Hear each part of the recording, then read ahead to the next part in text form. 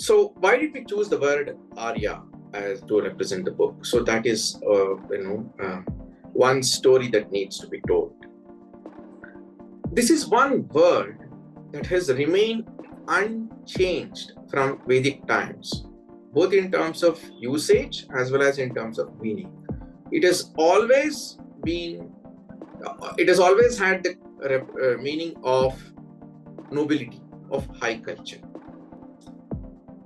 And this is there in every single language. Sanskrit, Prakrit, all the so-called Dravidian languages, Kannada, Tamil, Telugu, Malayalam, we have an equivalent. So in Arya, all these are, Arya representations. Arya is the, female, the three linga equivalent of that original word. In the Vedas, it represents high culture, nobility. It's somewhat more restricted. It is the Bharata tribes calling themselves Arya because they call themselves Aryas because they are high culture. And over a period of time, it expanded into all other regions. And wherever high culture is there, that came to be represented with the word Arya. Even the Iranians, Southeast Asian countries, every single country has an equivalent word to represent of Arya, as high culture. The fact that it is, spread across countries wherever, Bharatiya Parampara went and influenced, and it has remained the same in all those places, from Vedic times till this time. We thought that this is the best word to represent a woman of high culture. Nobody had a doubt that our culture shaped great women throughout, up until modern times. And that's why so many women participated in the freedom struggle. No other culture can boast that. No other culture can boast, women. There is a stone inscription, in 11th century in Karnataka, where a young lady is being celebrated as Sarvashastra Parangati. She died young, so that's why they've, established a stone inscription in her honor. And the image they've carved is a lady, reading a manuscript, and on her side, on a side, a pile of manuscripts is there. So, the image shows that, she was a great scholar. And she doesn't seem to be an exception. You will find, the kind of women portrayed in Mahabharata, Ramayana, you will find such women throughout in the history up until 18th century. So I would urge all Indian women of all age to just search for Chandraketu Gar, Bengal, 200 BC to 500 AD. And you can see that in Kalidasa's Sanskrit plays, all the Sanskrit plays, the way they portray women exactly, matches with the way Chandraketu Gar image is also there. And the same thing flows into Karnataka. The same thing would have flown everywhere in India, but it just got disrupted at different places for obvious reasons. Mahabharata describes warrior princesses. Chitrangada herself is, partially described like that. But there were two kingdoms which were entirely full of women warriors. It is partially described as Kerala and Kalinga. In these two regions, there were, women-dominated, armies and.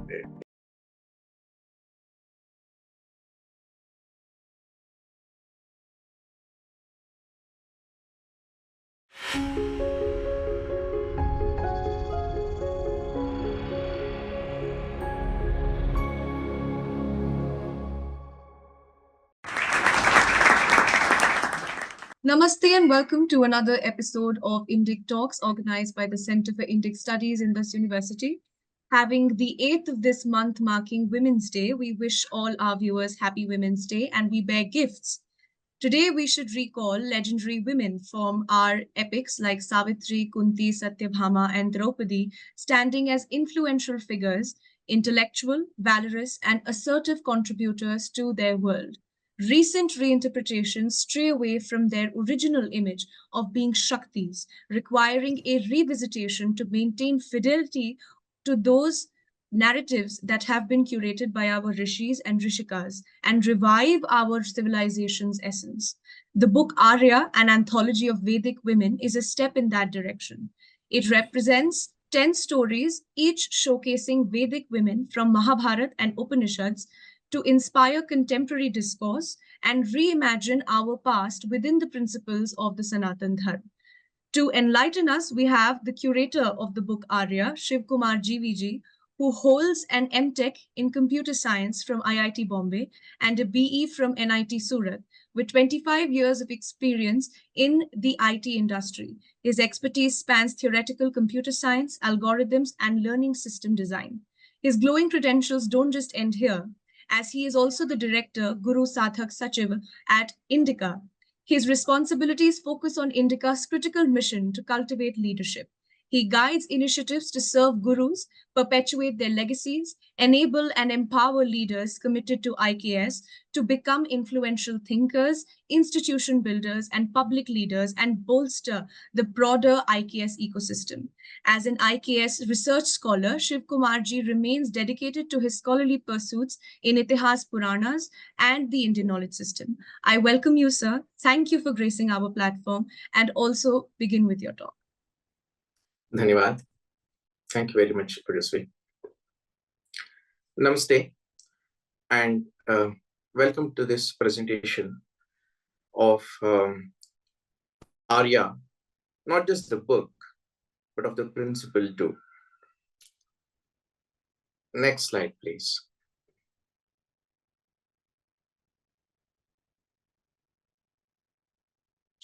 So the Arya, it's an anthology of Vedic women. So Vedic women here represent not just women who are found in the Vedas. It is an entire culture, the entire civilization that was founded on the principles of Veda. The principle is not the right word, on the primordial truths of the Vedas, but principle is the word that we are more familiar with. These are the women who shaped the civilization of Bharatavarsha. They are the manifestation of the eternally present Shakti. Women in India have always been that, and history bears testimony to it until our history was disrupted. They are the true role models of our civilization. They should be the true role models of our civilization.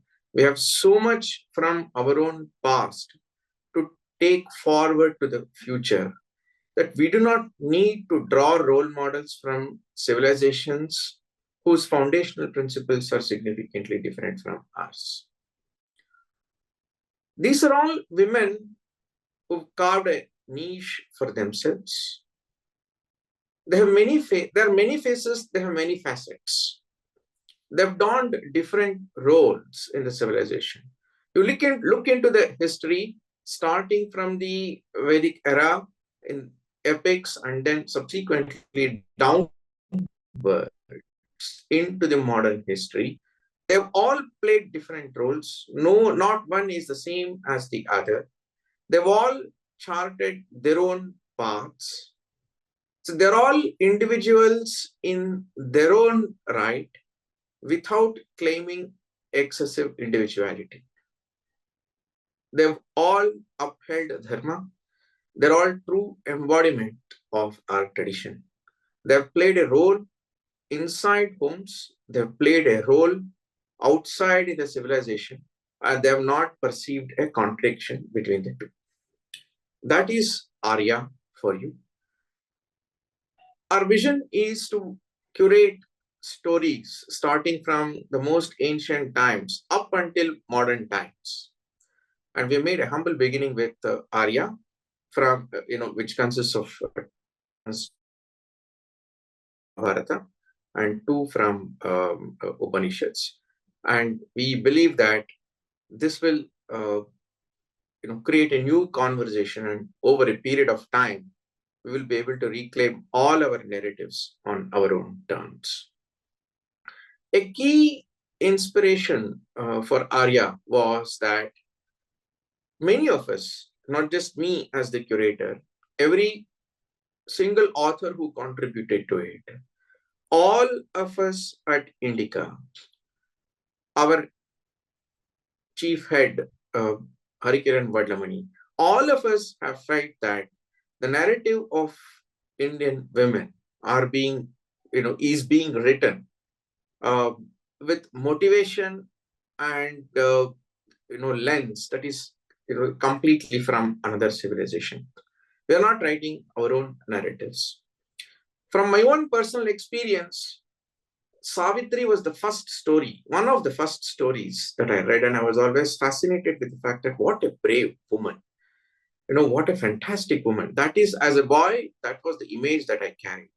But when I entered the world of English, the modern world, I was aghast to see that Savitri has become an epitome of, completely the opposite of a docile woman, of somebody who merely follows everything what her husband has said, who sacrifices all of hers without thinking of herself, and so on and so forth.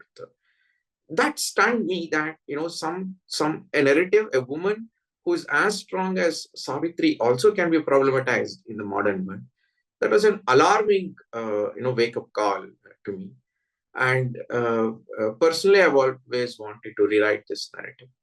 And when we called for the stories, we got some 47 stories, and every single author shared the same concern.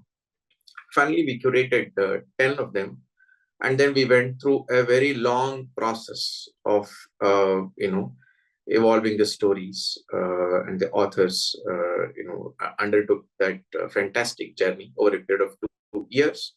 And finally, last year, we published Arya, which continues to be well received, thanks to the society.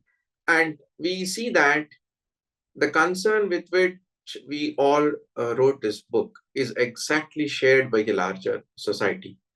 And time has come for us to reclaim our narrative. Next slide, please. So the book consists of 10 stories. Chitrangada, written by Rohini Gupta. Damayanti, written by Manjula Tekal. Shakuntala, written by Prasad Kulkarni. Subhadra, written by Bharati V. Madhavi, written by Madhurima. Ulupi, written by Rajani Muralidhar. Satyavati by Deepak Emar. Gargi by Celia Pillai. Maitreyi by Kavita Krishna Megama.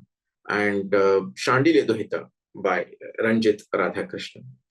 All of them are accomplished writers. Some of them are published authors like Rohini ji, Manjula ji, then Ranjit Radhakrishnan, Deepak Emar. They're all published authors. Some of the others are all accomplished writers, and they've all deep knowledge into at least one of our ancient texts. They're all engaged with ancient texts. They're all of them share a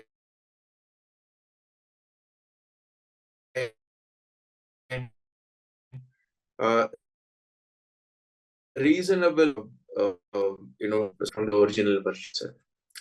So it was possible for us to be authentic to the original texts. For more easy, could discuss every story with each other and ensure that they're all kind of measuring up to what each of us want, and the 10 stories blended themselves into a single book, as we wanted a single voice. Finally, 10 different voices, but a single. And of course, the book came out because of the conviction of our head, Sri Harikiran Vadlamani, who himself had, he had seen a series called Woman of South, and so that is how this whole thing culminated. So At Indica, because we're all engaged with each other, it became easy for us to stand on our conviction that the women from our past are being wrongly represented. The Shakti principle is completely gone, and subjugation narrative has been consistently brought up. If Savitri can be perceived as subjugated, every single person can be shown as persecuted, subjugated. So this is how the whole thing is, and here we are, and I'm sure more people will come on board to curate future stories. So I'll request even Ojasvi, to curate one such book in the future. Next slide, please. So just a little bit of detail about each of the characters.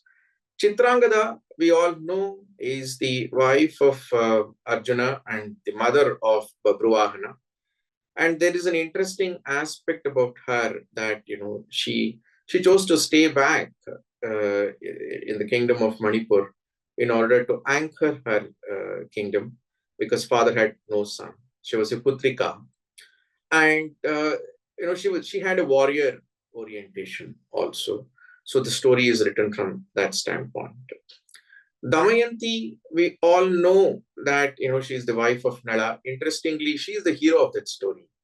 She's the one who fights against all odds. She's the one who fights the Vidhi, and she's the one who protects Nala, restores the kingdom back to Nala. It's her intelligence, wisdom. She rejects Devatas and chooses Nala. So it's a very fascinating narrative in Mahabharata. And but it is always Nala who gets the narrative in the modern world.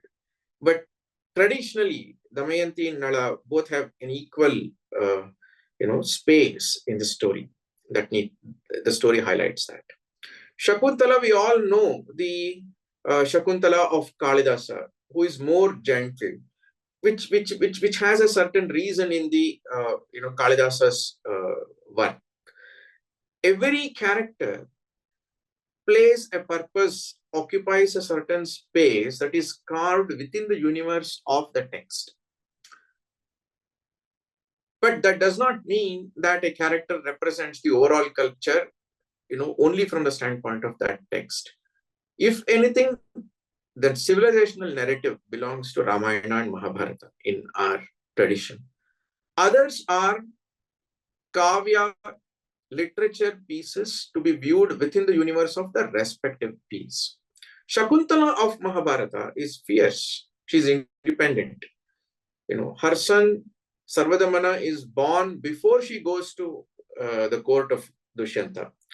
And there is no ring episode at all in Mahabharata. And she goes and faces the entire Sabha and Dushyanta bravely. And, she speaks like a woman in her own right, an individual in her own right. And there is no dependency, subjugation, etc. in that story at all. One will be proud of the way Shakuntala conducts herself and questions Dushyanta in that story.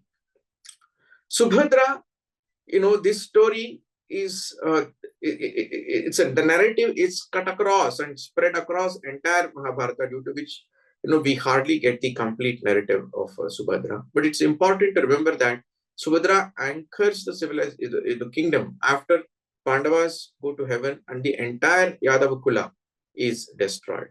So she's among the 4 people who stays back, and she's like the Rajamata. She plays the role that was played by Satyavati, years back. So the dimension is lost. So the story is written from that standpoint.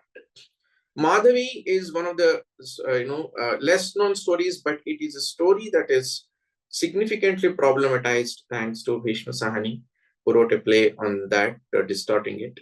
So Madhavi is a lady with a special boon, and she marries multiple kings, 4 kings, and she gets a son for each of those kings, and all of them are highly respected in the in the tradition.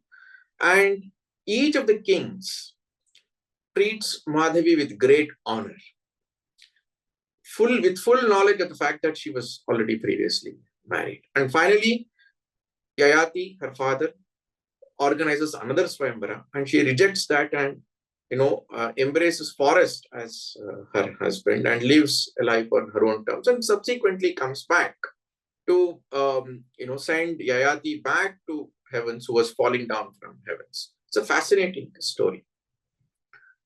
Satyavati, we all know, she's arguably among the first independent queens in the tradition who ruled. She rules after Shantanu passes away because Bhishma refuses to stay, come onto the throne.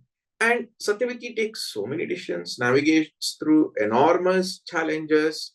So she's a fisherwoman who have chance brings her on to the kingdom, but her performance is no less than anybody who was deeply learned and trained. So here you have a completely different example, accepted in the tradition, celebrated in the tradition. Ulupi, once again, she was previously married, loses her husband, then she marries Arjuna for a day, and then lives an independent life, brings up a brave son, once again goes back to Manipura and brings up Babruhana, and she plays a quiet role from a distance, and she never loses her self-respect, and she lives a life in one corner but has the confidence to influence the center. Gargi and Maitreyi are greatly celebrated in the tradition. Gargi, everybody knows, faces Yajnavalkya, asks very tough questions, and is celebrated in the tradition as a great Rishika. And Maitreyi, the wife of Yajnavalkya, anchors, the ashrama, is a knowledgeable person in her own, vein, and without her contribution, Yajnavalkya would not have been able to, do so many things that he finally does. Shandilya is an exceptional story which comes in 4 pages and goes away. But anybody who reads the story in Mahabharata will never be able to forget that. And Shandilya she is refused the higher worlds because she was not married, and then she decides to get married just for a day. And her tapasya even takes her husband back, along with her to the heavens. So it's a beautiful, that's one piece that is written in poetry by Ranjit Radhakrishnan. All stories greatly appreciated. And 9 pieces are prose stories. Some of them have poems as well, while Shandilya Duhita is a complete poetry. So this is just 10 of the many women. We got 47 stories, we have chosen 10. But I have a curated list of 300, 400 women who are prominent and who are, over the history. And Mahabharata itself can give you 500 characters actually to be rewritten. All of these stories are authentic to the respective, original sources. And that authenticity means over the information that is existing, we have reimagined in consistency with existing information. So there is no narrative that violates something in the original text. But there is a significant amount of retelling and reimagination to form a complete story. It's like filling in the detail with some imagination. So this is a book that consists of stories written in the modern idiom, in a manner that is accessible, by current generation. The objective is to present them with role models authentically from our own past, from our own culture. And they're true role models. They're much better role models than what we typically draw from various sources. Next slide, please. Some of these points I already covered. I will go ahead and repeat it again. So why did we choose the word Arya as to represent the book? So that is, one story that needs to be told. This is one word that has remained unchanged from Vedic times, both in terms of usage as well as in terms of meaning. It has always been, it has always had the meaning of nobility, of high culture. And this is there in every single language. Sanskrit, Prakrit, all the so-called Dravidian languages, Kannada, Tamil, Telugu, Malayalam, we have an equivalent. So in Arya, Ayyar, all these are, Arya representations. Arya is the, female, this three linga equivalent of that original word. In the Vedas, it represents high culture, nobility. It's somewhat more restricted. It is the Bharata tribes calling themselves Arya because they call themselves Aryas because they are high culture. And over a period of time, it expanded into all other regions. And wherever high culture is there, that came to be represented with the word Arya. Even the Iranians, Southeast Asian countries, every single country has an equivalent word to of Arya, as high culture.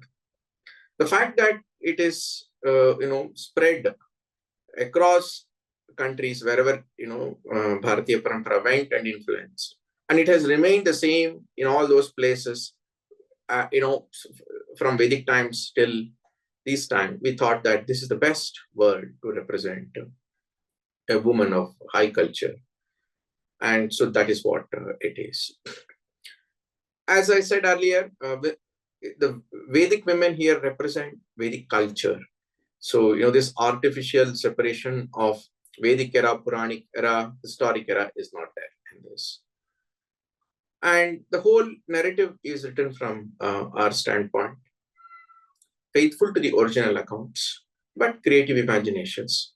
Fundamentally, these are civilizational narratives. These are women who donned important roles. They brought up great children, but they also, shaped the civilization in every way. Our objective is, through this book and through subsequent volumes that future curators will come on board and write, to relook at colonial narratives, to rewrite the narratives of our women from the principle of Shakti, create new conversations and shape new thought. This is the concern. Because we have to create civilizational narratives that ensure that there is continuity in this civilization. Otherwise, modern narratives are fundamentally about problematizing the past, whether that problematization has sound basis or not. So there is a constant conflict created by the modern narratives, especially the left liberal secular narratives. And they kind of don't do justice. They neither give a genuine purpose of life. They also hide our purpose of life and our concerns, and our civilizational narratives are significantly hurt in this process. So we seek to correct that, and through that influence the next generation, present a dharmic perspective, present a worldview where this conflict need not be there and harmony is possible. Present a Purushartha thought, how Dharmartha Kama Moksha as a framework itself is potent enough to anchor significant individuality without actually creating conflict. Strive for satatya, that is continuity in this civilization between past, present, and future. And leave an accessible legacy to the future generations. This is just a first step in that direction. If 25 curators come on board, it's not very difficult to rewrite entire 3,000 years. We can recreate the narratives of women in maybe 2-3 years. All it requires is an inspired 25 to 50 curators. Once we have a significant volume, then things will keep rolling on by itself. We also want this to be an asset to teachers and mentors, so that within their own smaller universes, they're able to use this book to create conversations. Finally, we also see that this creates enough curiosity in our subsequent generations and towards our scriptures, because there is the modern narratives are such that they block this curiosity. So most of the people make their opinions through not even abridged versions, but opinions that keep floating everywhere. For instance, Karna becomes a character to be deeply sympathized without actually knowing what is the characterization of Karna in Vyasa Mahabharata, and whether and Karna becomes an epitome of somebody who was denied access, or who was persecuted because of caste, etc. Whereas in Mahabharata, it is very clear none of that is true. Rather, Karna is an elite guy who had all the opportunity at his disposal, and yet he became what he became. So just as Savitri could be so very well problematized, Karna also has been deeply problematized in a manner that is completely inauthentic to the original sources. So through these narratives, we seek to create that curiosity so that people can go back and read our books. And our books are not being read in the original. They all we always read 10th derivative of the original, not even the first derivative. So this is our humble submission through Arya. Yeah, so this is part of our anthologies.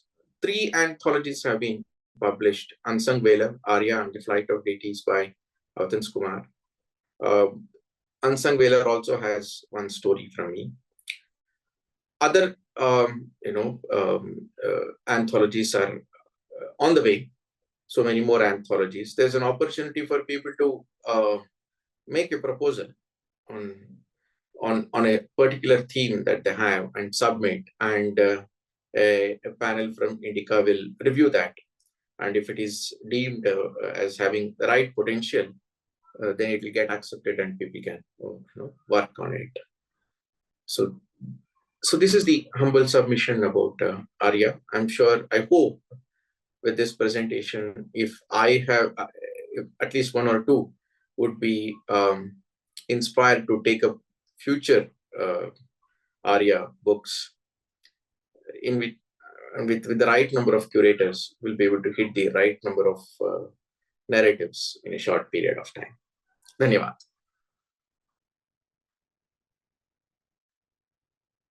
Thank you very much for that talk, sir. Now we will get into the question and answer session. And the first question that we have from our viewers is that even though you talk about the Vedic women, there is no women characters from Ramayana that have been taken. So there's a question about why exactly that has happened. So it just so happened that from 47 stories, we picked stories that were most ready. That is one. Second, it's also that in the society there is a higher fascination for Mahabharata, so more people write about characters from Mahabharata. There is a little more original reading in Mahabharata. And of late, now, after a couple of books, now people have begun, after Amiganath Raji wrote about Ramayana. So a lot of people have been, now they have started writing about characters. So it's just incidental. And we didn't seek this anthology to be representative of our, textual spectrum. We just chose stories that were near completion, which could be taken to completion fastest. That's why, it is left. Otherwise, I would have loved to write my own story. Savitri is still not there, if you ask me. in a subsequent volume. At least that will continue to motivate me to be, on the road for this continuous series of anthologies. I would have loved to write about Wali's wife, Tara. I mean, her characterization is so beautiful, full of wisdom. It's the way she handles situations, before Wali, in front of Wali, at the time of Wali's death, subsequently after that. I mean, it shows enormous wisdom. People may say that these are all unreal stories, but at least poets and rishis had the imagination of such women. Even if somebody wants to say that there is no archaeological evidence to all these stories, which we don't care much about that's not important. But the fact that the culture imagined such women itself is a important thing. And that flowed into modern era up until, if you look at Sarojini Devi Naidu, she had no doubt about the greatness of our civilization from this context. It's only after 1947 that we've lost our way. It's a pity, that in the era of freedom that we should have embraced imprisonment. So nobody had a doubt that our culture shaped great women throughout, up until modern times. And that's why so many women participated in the freedom struggle. No other culture can boast that. No other culture can boast, women. There is a stone inscription, in 11th century in Karnataka, where a young lady is being celebrated as Sarvashastra Parangate. She died young, so that's why they've, established a stone inscription in her honor. And the image they've carved is a lady, reading a manuscript, on her side, on a side, a pile of manuscripts is there. So, the image shows that, she was a great scholar. And she doesn't seem to be an exception. You will find, the kind of women portrayed in Mahabharata, Ramayana, you will find such women throughout in the history up until 18th century. So we would have loved to write about Tara, hopefully one day. It's good that you mentioned Karnataka, sir, because the way in which I think we had discussed this earlier as well, the art of writing about a woman within Kannada literature is very unique. And the history of women participating in military activities actually starts from Karnataka in many ways. And then it went to Maharashtra, where in Shivaji Raje's army, you could see women as well. So could you tell us a little bit about the culture that Karnataka has with regard to women in scholarly roles as well as in military roles? Yeah, it's an important question. See, we have the reason why, narrative about Karnataka is possible is because it is a relatively protected area, in history, from a history standpoint. We have evidence that has survived in Karnataka and Tamil Nadu. That's why we find it more and more. And the Chalukya era, the Chalukyas were a very powerful kingdom, and the Rashtrakutas were also very powerful. That era started from around 550 AD all the way till 1300. It was a continuous, culture from, from below Narmada river. Actually, the Rashtrakutas and Chalukyas ruled almost till there. Rashtrakutas went beyond further, even ruled Kannauj and parts of Rajasthan. And there are many stone inscriptions that have survived in Maharashtra, Karnataka, and Tamil Nadu, due to which we find that evidence. And and because this region's culture was not greatly disturbed, the original vision that you see in Mahabharata and Ramayana continues to survive. I would put it that way. I'd also show that wherever evidence is found, you will find it in other regions also. For instance, there is a place called Chandraketu Gar in Bengal, and there is a lot of terracotta art found between 200 BC to 500 AD, so 700 years, which is the Shunga and Gupta, Shunga Kanva Gupta period. the portrayal of women there is fascinating. You will find you will find a bonhomie between man and woman that is comparable to modern era. You will find women in the army, women, hunting elephants, women participating in warfare, all women troops. You will see, unfortunately, we should have had a chapter on Chandraketugar art in our history, which is absent completely. So with that, you can completely sweep aside the narrative of nobody is studying these images from the standpoint of culture and sociology. There's a lot of over exaggeration on their artistic beauty and all that. So the artistic rhetoric is used strategically to hide sociological and cultural dimensions of that. There's a lot of I've seen journals on Chandraketugar, not one word on how a woman is portrayed in that. So I would urge all Indian women of all age to just search for Chandraketugar, Bengal, 200 BC to 500 AD. And you can see that in Kalidasa's Sanskrit plays, all the Sanskrit plays, the way they portray women exactly matches with the way Chandraketugar image is also there. And the same thing flows into Karnataka. The same thing would have flown everywhere in India, but it just got disrupted at different places for obvious reasons. And it survived in Karnataka simply because, of the Vijayanagar kingdom and, so on and so forth. So even when Maharashtra suffered, Karnataka did not suffer.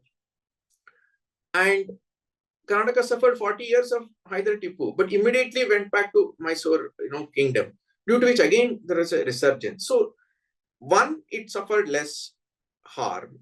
Two, we were able to save whatever inscriptions are there in the region.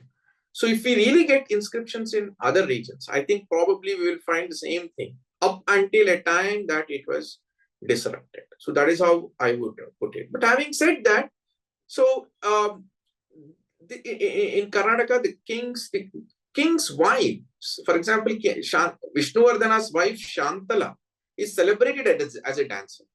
So, that flows down. So the role modeling is significant. And in every era, you will see that.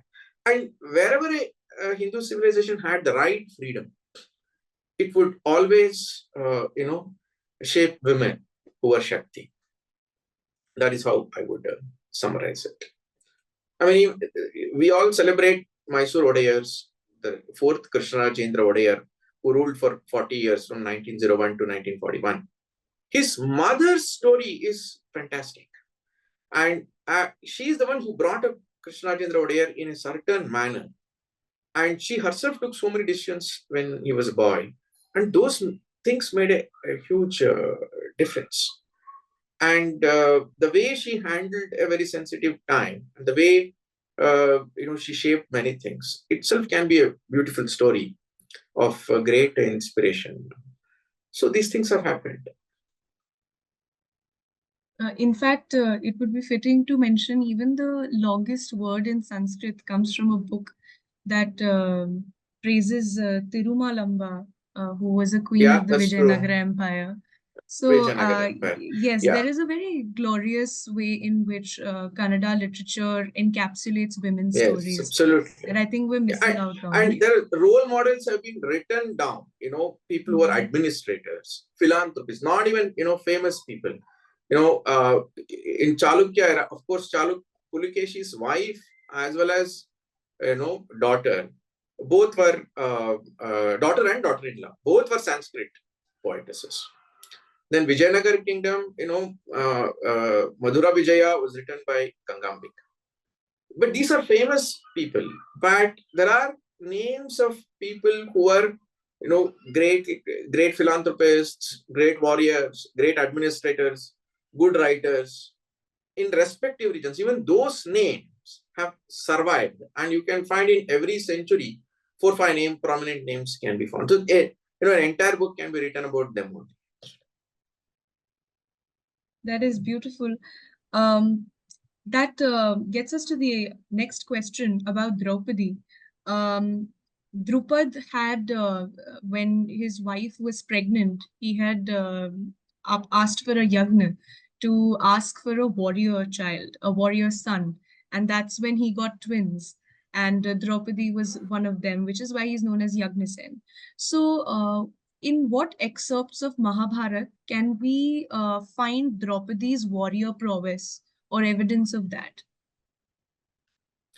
You actually don't, she is not depicted deeply as a warrior in that. Drupada wanted a son to defeat Drona. But in the performance of the yajna was such, and there is a lot that happens before that yajna, where he also gets, Draupadi as a daughter. Draupadi's portrayal is that of an administrator, of somebody who anchors operations. So, of course, in that era, every princess would have had a basic minimum warrior training. But that doesn't mean that she herself goes into that. Mahabharata describes warrior princesses. Chitrangada herself is partially described like that. But there were two kingdoms which were entirely full of women warriors. There is that it is partially described as Kerala and Kalinga.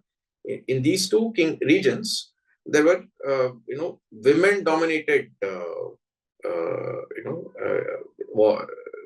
armies and administrators.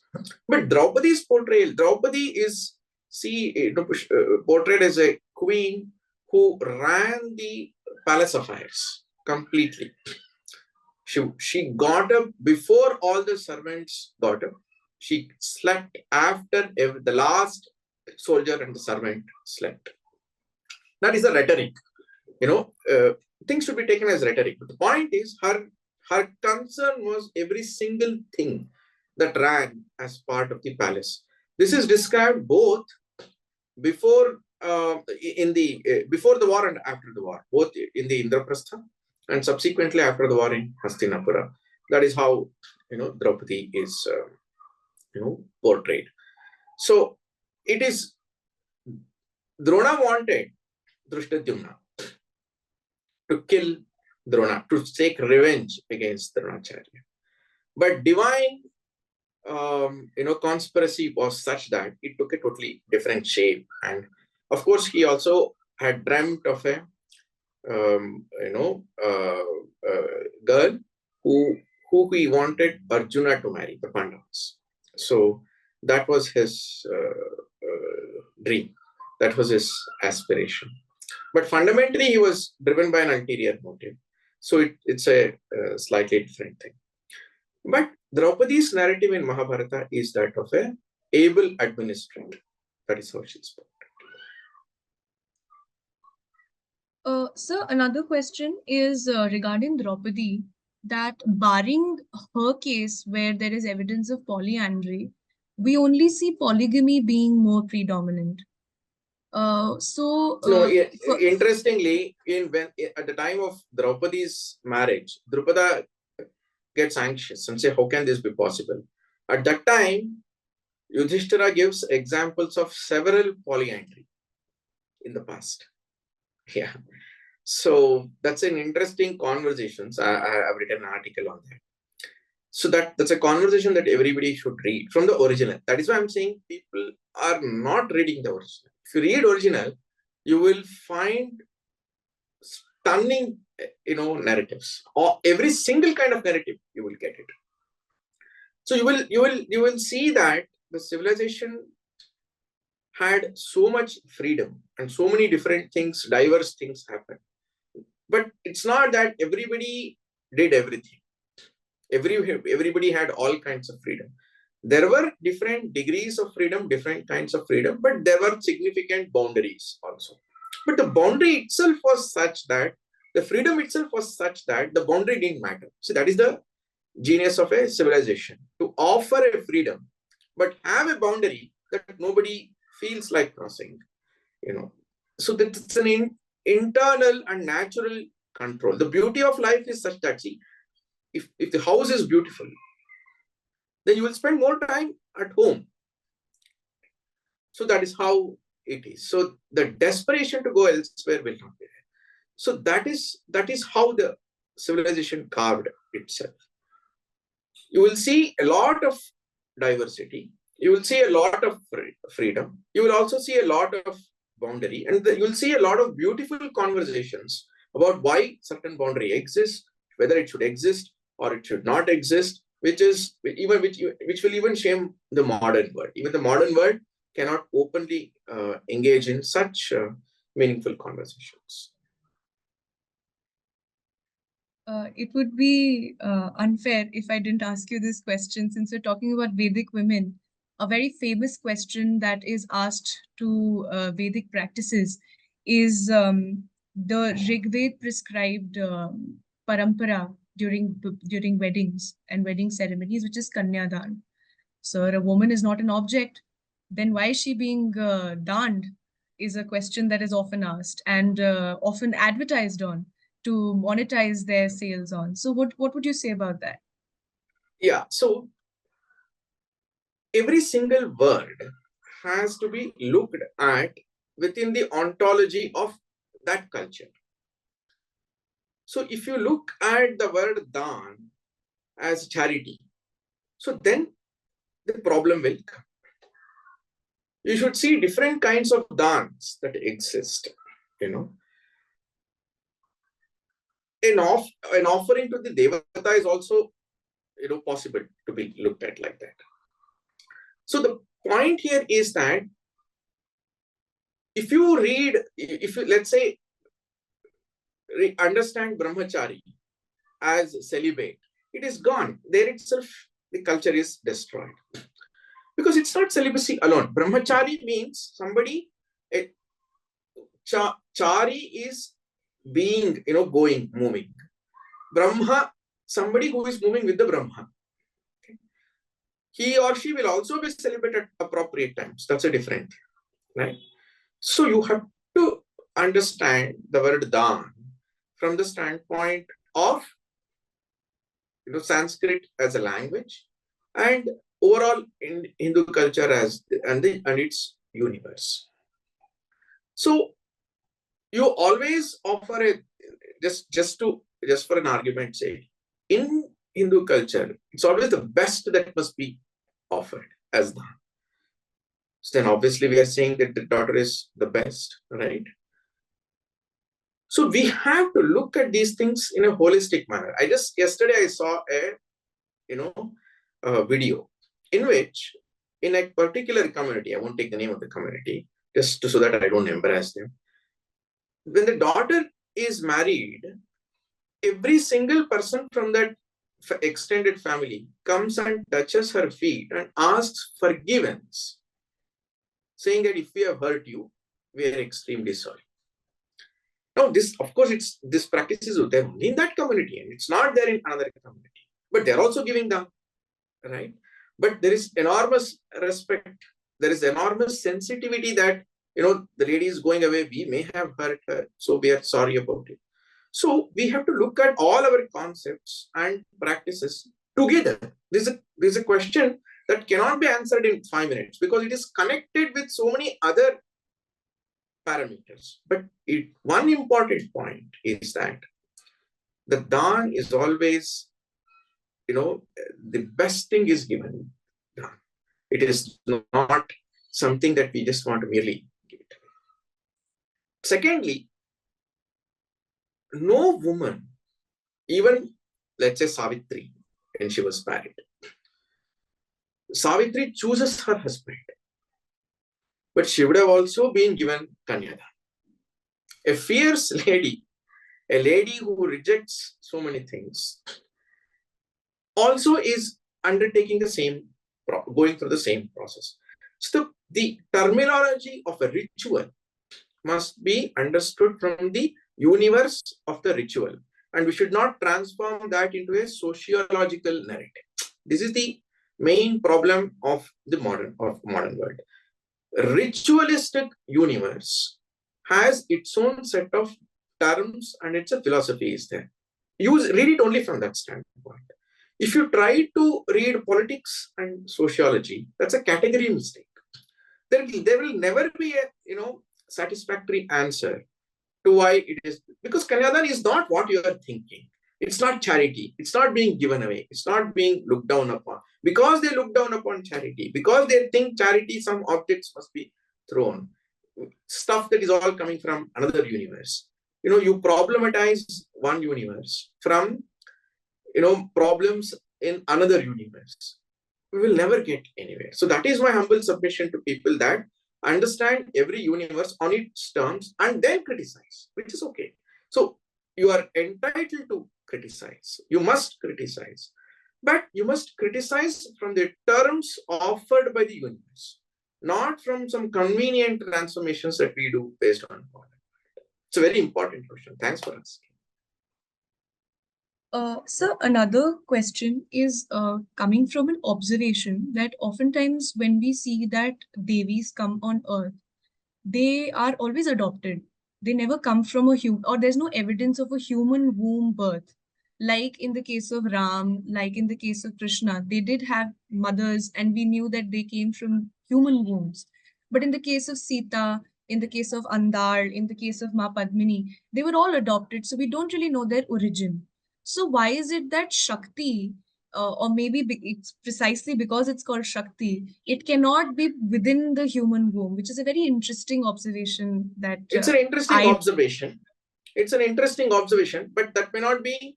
That may be the narrative of see, for example, Parvati. Himavanta's daughter is Parvati, right? So there are Girija is exceptions. There are exceptions to this. Yes, but the point is, it's not because of Devi. It's of being Shakti. It's because of certain aspect within that text. Both Draupadi and Sita, there is a symbolism associated with that. So it serves a purpose within that text. Always try to understand a narrative within the text first, before generalizing. There can be good generalizations, absolutely no doubt about that. But if you read the complete text, you will find enough number of counter examples also. So then comes the question, why are some instances like this? Then that can be answered appropriately. So to cut a long story short, there are enough instances where it is not like that. Girija was not like that. And many of them are, people who come from. If you look at Mahabharata, literally, so many women are Devis who take a different form. So I don't think that is universally we cannot say that. But still, it is an important observation. So it's worth at least maybe there can be an anthology of such instances only. Another question is, so for you to elaborate your view on the characterization of Madhvi in Vishnu Sahni's play that you mentioned. See, in Bhishma Sahni's play, what happens is that Madhavi becomes an exploited lady against her wishes. But if you read Mahabharata, it is Madhavi herself who tells the sage that I have this special boon, so I can marry 4 kings. So Mahabharata is very clear. In Mahabharata, Madhavi at not even one point suffers a subjugation. Rather, she feels empowered. She is the one who leads the charge. And each time she is a queen, she's married, she's treated greatly by the respective kings. And she is the one who thinks that she has the power to send back her falling father from the heavens, back to the heavens. Whereas the whole thing is shown as subjugation without agency. With keeping the same story, Bhishma Sahni has created a subjugated version of that story. Thankfully, that did not, for a long time, nobody, after Bhishma Sahani, did not find that much popularity because the story was complex. It was a little too difficult, not as easy to problematize as Savitri, maybe. And it has remained in the annals of echo chambers of certain institutions. So if you are part of those institutions, you will study that. But still, it has caused harm because even if every single person that accepts that narrative is a problem, and some institutions have furthered it. But thankfully now, before it scales, we're happy that we now have a narrative that is authentic. So people will have access to this narrative, and a couple of others also have now set it right. But still, this doubt has not gone in the minds of modern folks that, was she forced? Okay. So since there is Shakuntala's story in Arya, in Kalidasa's Abhignan Shakuntalam, there is mention of Rishi Kanva saying that women are paraya dhan, which is also often something that is talked about. So, in my understanding, Rishi Kanva wasn't really the father of Shakuntala. He was, right? He was the father. Vishwamitra and Renuka's daughter, and Menaka's daughter. Menaka's daughter. And she was living with Rishi Kanva and studying under him. And so maybe he said it in that context because she was leaving for Dushyant. No, so it is that paraya dhan, looking down upon it, is exactly the same as, dan being looked down upon. So the point is, finally, she goes into another kula and she will anchor. See, dhana, being wealth to be consumed, is a modern problem because the modernity is so much anchored on consumption.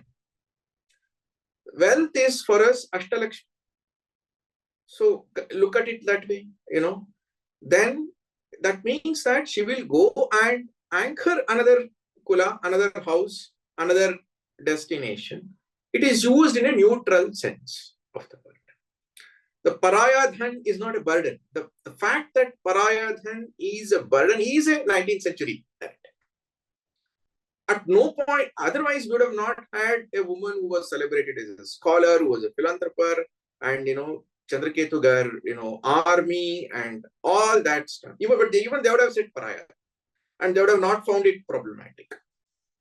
So we are looking, that's why every single word derives its meaning in relation to 10 other words.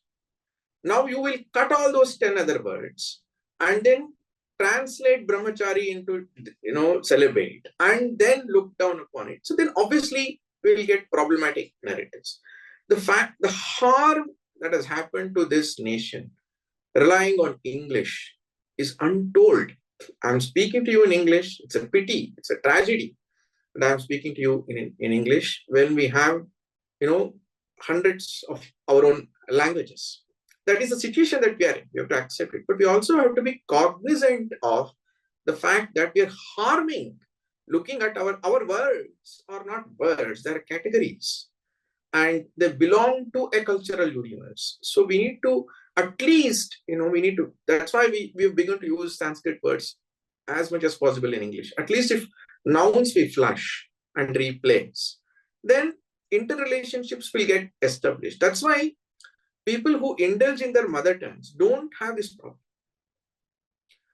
All these problems come when we step into English, because English derives its cultural universe from yet another civilization.